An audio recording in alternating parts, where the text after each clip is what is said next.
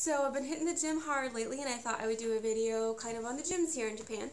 So the one I go to is called Tipness, Tipness, and every gym is set up differently, but I kind of want to talk about the things that are different with this gym than the gyms in America. So there is a section in the downstairs part. There's 2 floors to the gym. And in the downstairs part, there's a weird, strange hallway that you can view the pool in. I don't know why you need to view the pool, the strange hallway, but anyways, that's there. And then when you go upstairs, kind of the differences are mainly in the locker room area. So it's Japan, which means there's places that you have to take off your shoes at, which I had to learn after a couple times of going there. So when you get into the studio in the workout area, you can have indoor shoes only. When you go into the locker room, you can go into the bathroom section of the locker room right at the door with either shoe, but you can't go in with no shoes. You have to go in with some shoe to the bathroom. But then the rest of the locker room, you can't wear any shoes. Indoor shoes or outdoor shoes. Everyone's holding their shoes when they're walking around inside the locker room. So I had to learn that.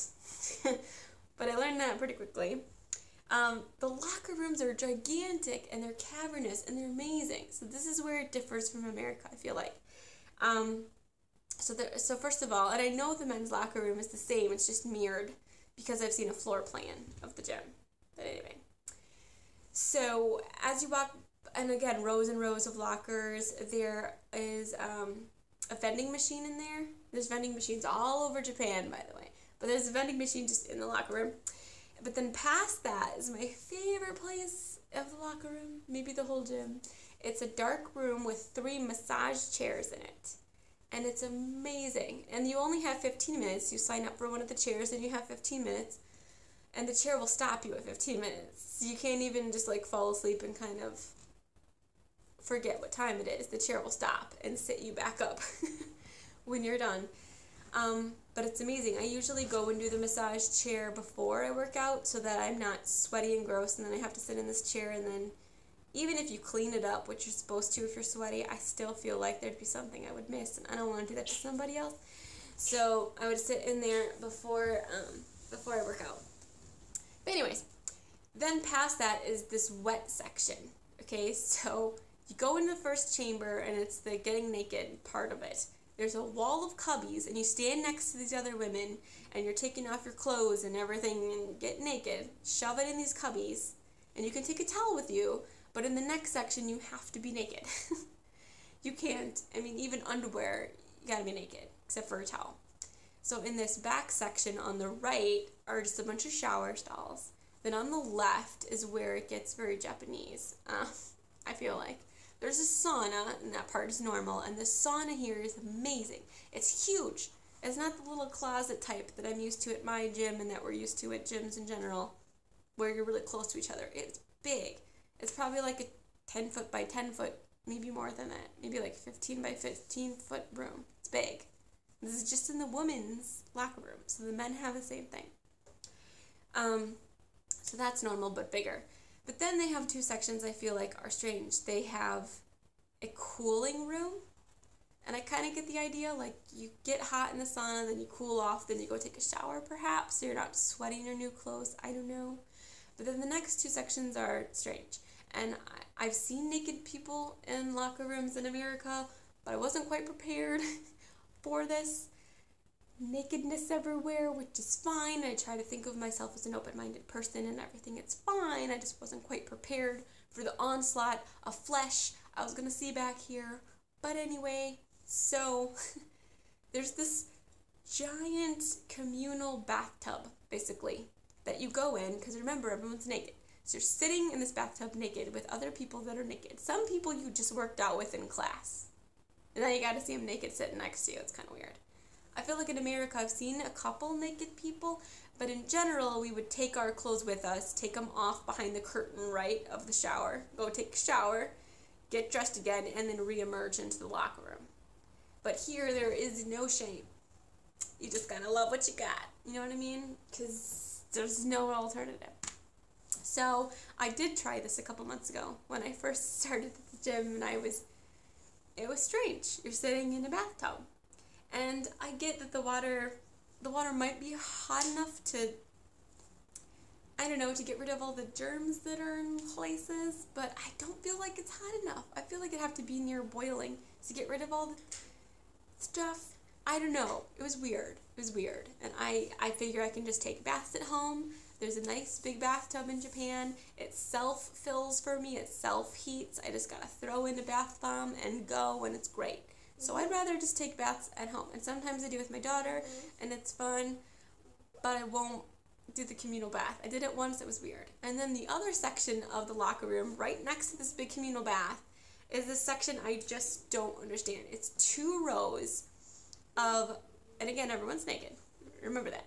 It's this really low stool to the ground. You're almost squatting on the ground. And in front of you is this big sink and a mirror.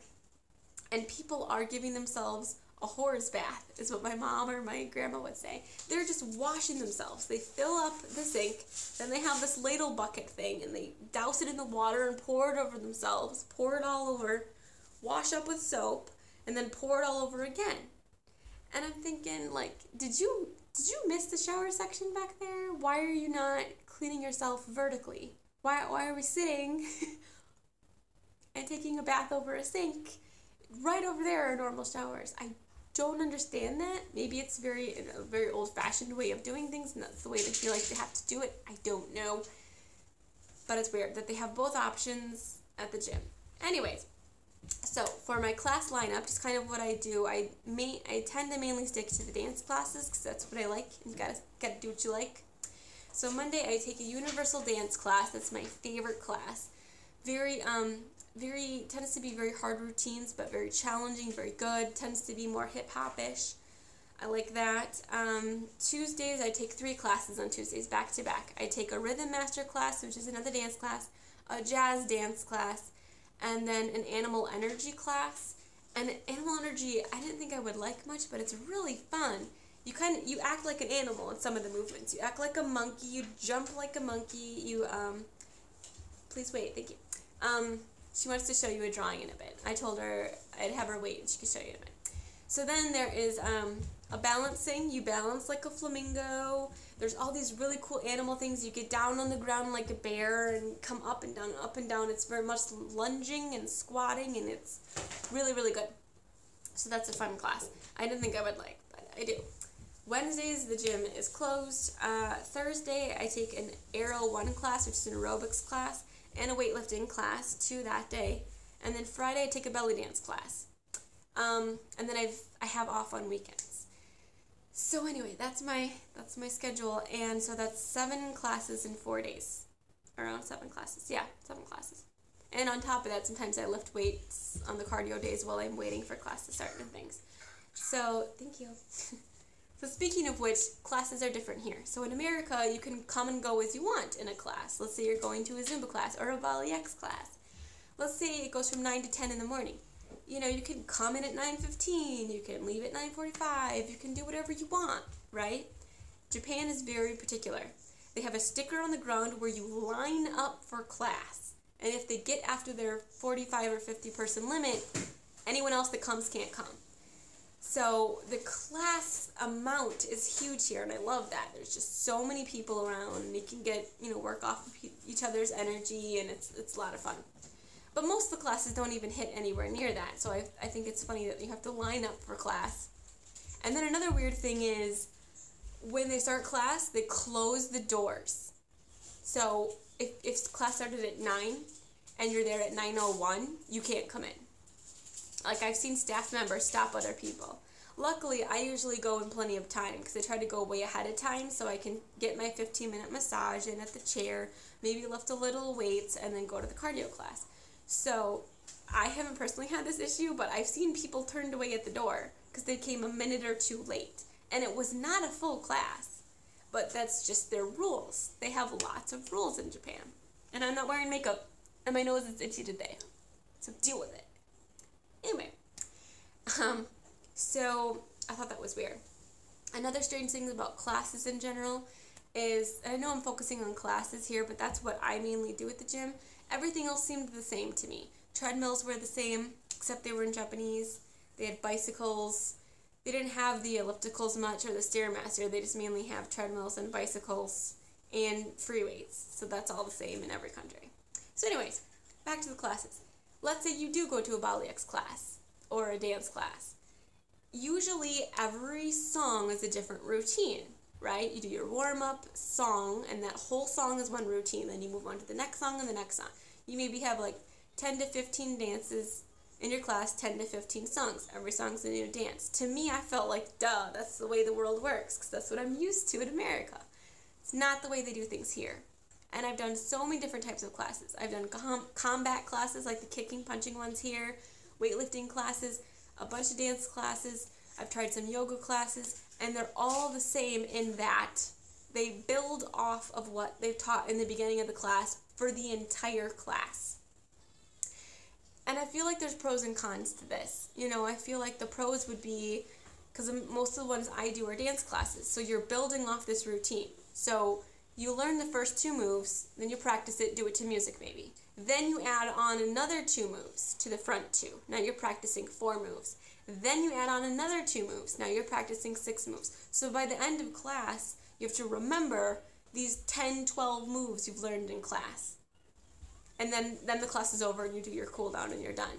So I thought the first time I did it was hip-hop class, and I thought maybe it's just the way this hip-hop class is. But it's all the classes. The combat one, they tell you the combat combo, punch, punch, punch, kick, undercut, whatever. Then you do it again and again and again and add in movements as you go. So the pros to this, like I said, is I feel like the first thing would be like you might feel like you're in a music video. You know, like you're a background dancer to Britney Spears or something like, we got a routine, hey. And the other thing is it keeps my mind very sharp. Because 6 out of these 7 classes are dance routines. Okay, they're dance classes mainly. Which means I have to shove into my brain 6 different routines for all these classes for the whole week. And they sometimes carry over into the next week. Usually they will carry over into the next week. Some classes are only like, they'll do the same routine for a month, but then every time you come to the next class, they're adding on more content and more content and more content. So by the end of a month, maybe you have this huge sandwich of content. You have to remember that all those routines, all those steps, 6 times for 6 different classes. So it's a lot to shove in there. And I don't know if there's that much going on in there anyway. But, you know, and it's funny because the other participants in class are always shocked that I can remember. And a lot of them will come with me to these different classes. So they see that I'm in all these different classes. How do you remember all of them? And I'm just like, maybe it's because I was a dance instructor and you just put that in your mind and in your muscle memory. So you know what's going to come next. I don't know. But yeah, those would be the pros maybe. But I think I don't really like that, I guess, class structure. I like that every song is a different routine, because then let's say you do a move, you don't do a move very well, or you don't like the song. It only lasts 3 minutes. Then you're on to the next song. Ooh, I like those moves. Ooh, I like this song. I like this dance better than this dance. But if you don't like the song, too bad in Japan. They play it the whole class and the whole month or 2 months. Like my Monday class is 2 months because it's a very complicated dance choreography. So it lasts about 2 months. But then you're stuck with that song every week for like 2 months, 1 to 2 months. What if you hate that song? What if there's some movements in there you hate? And I feel like it's actually harder because once, you know, when you do routines in like a Zumba class or a Bali X class or whatever class, you are repeating movements. So you don't have to be in your head so much. You don't really have to remember. And the instructor will be like, oh, 2 this way. Remember, we're going this way. We go that way. Oh, yeah, that's right. We're doing this shaky thing. And then we do this roll thing. I remember. You're building on so much in your mind, and you have to remember all of it. And the instructors here don't do the signaling. Like in Bali X, I would go, which 2 to the right? Or when you're watching it, it looks like 2 to the left, 2 to the right. Okay, so they know we're going to go that direction twice. Easy, you know, or faster, you know, or like forward and back stuff. They don't have no signals here. You just have to remember it all and go with it. So I feel like the other disadvantage is you're worried too much about the choreography and not enough about working out. I feel like the dance classes in America, the focus is on working out, which I feel like is what it should be. And then secondly, yeah, you might pick up a couple dance, to use in the club, whatever. But here, I feel like the focus is, it's like they're teaching you dance, which I'll take anything I can get, right? And I know enough dance choreography for a lifetime already from teaching and stuff. But their focus here is they want you to know the choreography, and if you happen to get a workout, fine. I feel like that's a con, because I would want to work out. I would want to leave my Zumba class, my Bali X class, my whatever class, sweaty. Like I've worked out. I want to stick to my chair in the car. I want to feel that rip off the leather seat when I get home. I want to work out. So that I feel like is a disadvantage. But anyways, what? Sure. But anyways, so I really do like the gym though, and I did want to say some other thing about the overall feelings I get at the gym. So the number one thing I'm going to miss when I move back to America is this gym. It's these women, it's these people, they're amazing. I feel like with women in America, we're nice to each other, but there's always that little bit of jealousy or that little bit of, there's just a little bit of something there where we're not genuinely happy for each other. We're not genuinely, maybe for friends and family, but if you're in a class of other women, you're not going to give a crap about them. You're there to work out. And again, it might be the Japanese mentality of the group thinking, but I love when I walk into the classes here and the women know me. And of course they call me Lebecca instead of Rebecca. Lebecca, Lebecca-san, Lebecca-san. I was like, konnichiwa. And then after class we're all excited. I'm like, mata ashita, which means see you tomorrow, or mata ne, see you later, stuff like that. And you just get this community feeling, and everyone's so happy and energetic, and they help each other. Like if someone's on a water break and someone doesn't know the moves right, someone else will come over and help them while they're waiting. Or I would help them. Sometimes they've consulted me before. I do want to say a funny story real quick. So one of the instructors for the Monday class was moving on to new material, and she forgot what it was. So instead of just having us run over what we already did, she left the class, and we're all just standing there to go run way over in the locker room and get her notes. So for me, I feel like I want to keep moving. Like I paid to work out, I want to work out. And the song was on a loop for the same song that we've been doing the routine for. So when it looped to the beginning, I just started dancing, right, to the routine. And everyone else was kind of like, what? She knows what she's doing? What? Some of them were kind of following, and all of them were like in awe that I remembered the whole routine, which I thought was funny. Well, then when it was done, I went over to get a glass of water. And my best friend at the gym is Michiko. And Michiko she's a great woman. I made her a dress for her little granddaughter. I crocheted her a dress. And anyway, she's great. And she speaks in English, so sometimes she translates, which is great too. And she came over and she's like, everyone asking, do again, they want to follow, do again. So I was like, okay. And they shoved me to the front of the class. And these classes are like 40 people in this class. And she shoves me to the front of the class. We're still waiting for the instructor to come back. She went to get notes. So then I was like, okay. So then I started going through the routine. They're all following me behind me. They're doing the routine with me. It was hilarious. It was so fun. I felt like I was teaching again to an audience that's so receptive and so friendly and so nice. These women, like I high-five them, we laugh, or, if the music skips, I just keep going, even though the music stops, and they're laughing at me, and, like, I'm just, but one thing I thought was interesting is Michiko, my friend, was saying, you're very different from the rest of us, and I was like, yeah, I know, I'm just this big, crazy, dancing American, and she goes, no, you don't understand, people want to be by you. People want to dance by you and go by you because you are so happy and so friendly, and women here are not very happy. And it's true, a lot of the women I see are kind of, they seem melancholy, I don't know, more than the men.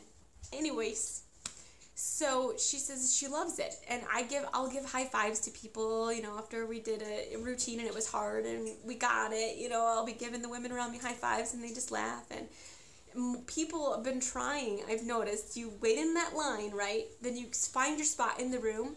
People tend to find spots right around me, and then they'll fill out the other places. So people have been wanting to work out with me. And she told me that, actually. She said, now, I'm going to tell you, people here really love your energy. You come with this energy, and you're so fun, and you're so funny, and we always want to be around you. You always make us smile. You make us happy. And she said a couple of people she talked to are going to the gym more now so that they could find me in class. And some of them have asked her, what classes does Rebecca-san take so that they can take the classes that I go to so that they can be happy that day. So, I don't know, there's something about that made me so happy that I'm spreading the love of happiness to all these other women. I don't know what it is, but, and they're all excited and they're all happy. I don't know, and Michiko is basically saying it's because of me. I'm seeing that because I'm creating the happiness around myself.